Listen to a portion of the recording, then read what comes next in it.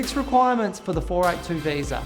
With skill shortages in Australia, the closure of the Easy 408 visa, and the low levels of allocations and invites for points visas, it seems like everyone wants to get a 482 work visa. So what are these requirements? Number 1, the employer must apply to become an approved sponsor.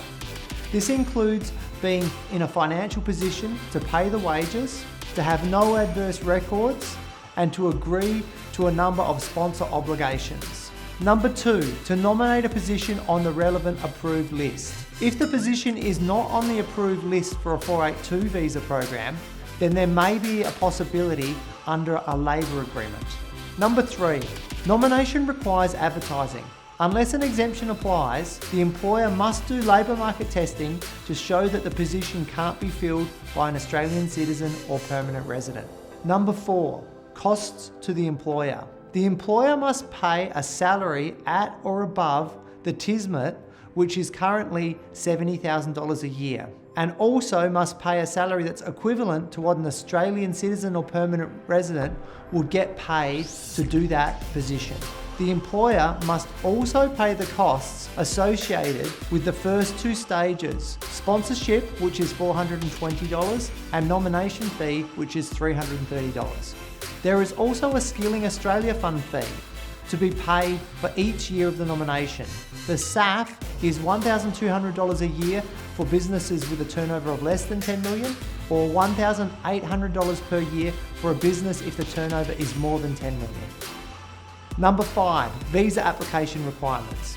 The skills requirements for the applicant include that the applicant must have the skills and experience to do the position. The minimum experience requirement is 2 years of full-time post-qualification experience. Overseas qualified tradespersons also need to do a skills assessment in many cases. Number 6, visa applicant English standards. There is an English language requirement which is slightly different for the short-term and the medium-term streams. For the short-term stream, there's the overall band score of at least 5 with a score of not less than 4.5 in each component of the IELTS. In the medium-term stream, there's an overall band score of at least 5 with a score not lower than 5 in each of the 4 components of the IELTS test. You are probably thinking, that's a lot of requirements for the sponsor and for the applicant. So why do employers bother with employer-sponsored migration? The main reason is to secure employees for hard-to-fill positions. So why do applicants bother? To work in Australia, but also to have a path to apply for permanent residency after 2 years. The most common question we get is, how do I find a sponsor? We've made a video with some helpful hints on this. We are experienced in assisting employers and applicants with the 482 visa. We welcome any inquiries. Subscribe for all the latest news. Thanks for watching.